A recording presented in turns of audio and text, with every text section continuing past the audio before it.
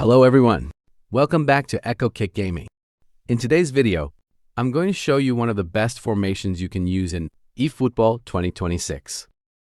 This formation has been working really well for me, and if you use the right player playstyles, it becomes even stronger.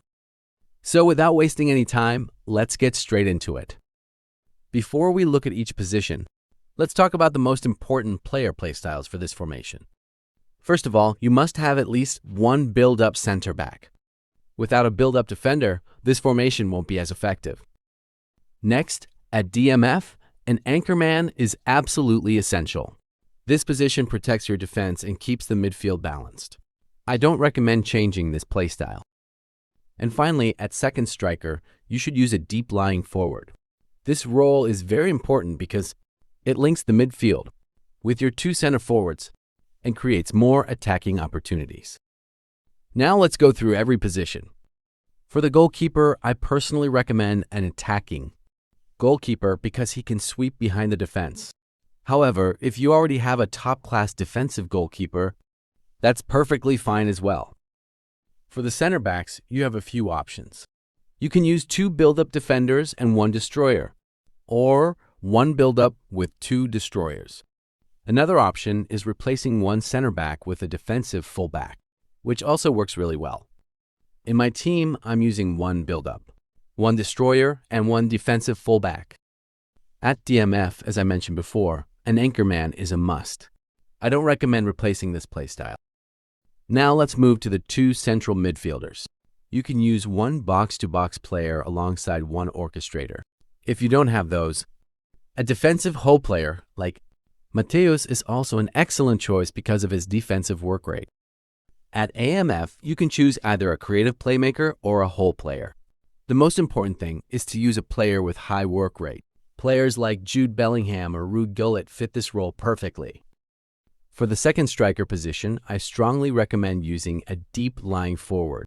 This is one position that I wouldn't change because it plays a huge role in the attack. Finally, let's talk about the two center forwards. One of them should definitely be a goal poacher. For the second striker, you can use another goal poacher, a fox in the box, or even another deep-lying forward. In my squad, I'm using one goal poacher and one deep-lying forward, and this combination has been performing really well. Finally, let's talk about substitutions. I recommend keeping players with similar playstyles on your bench so you can replace tired players without changing the balance of your formation. Around the 60th minute, check your player's stamina and form. If someone is running low on stamina or isn't performing well, make the substitution early instead of waiting too long. Fresh players can completely change the outcome of the match. Now let's move on to the individual instructions, because this is where the formation becomes even more effective.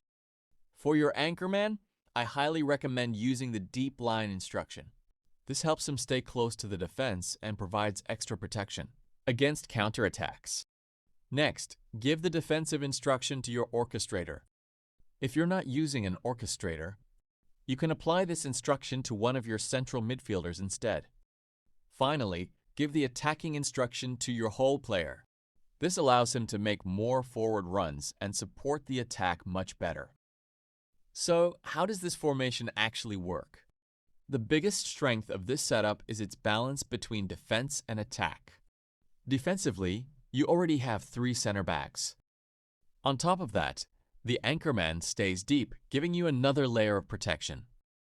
If you're using an orchestrator with the defensive instruction, your midfield becomes even more solid, even if you don't have an orchestrator. Players like Mateus or Steven Gerrard can contribute both defensively and offensively because of their excellent work rate. Now let's talk about the attack. In my opinion, this formation attacks mainly with four players. At MF, I recommend using a player with a very high work rate, such as Jude Bellingham or Ruud Gullit. These players constantly move into dangerous spaces, making it difficult for defenders to mark them. At second striker, I'm using Johan Cruyff as a deep-lying forward. He is absolutely incredible in this role. He can dribble past defenders, score goals himself, or create easy chances with perfectly timed passes. For the first center forward, I recommend a goal poacher. Pace is very important here because this player needs to receive through balls from your AMF, SS, and midfielders. In my team, I'm using Aubameyang, and he has been fantastic because of his speed and finishing. For the second center forward, I'm using this new Lionel Messi deep-lying forward card. Personally, I think this is one of the best Messi cards in eFootball.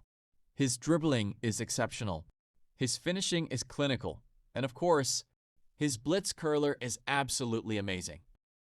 So, that's my complete guide to one of the best formations in eFootball 2026. If you try this formation with the right player profiles and instructions, I think you'll notice a big improvement in both attack and defense. If this guide helped you, don't forget to like the video, subscribe to EchoKick Gaming, and let me know in the comments which formation you're currently using. Thanks for watching, and I'll see you in the next video.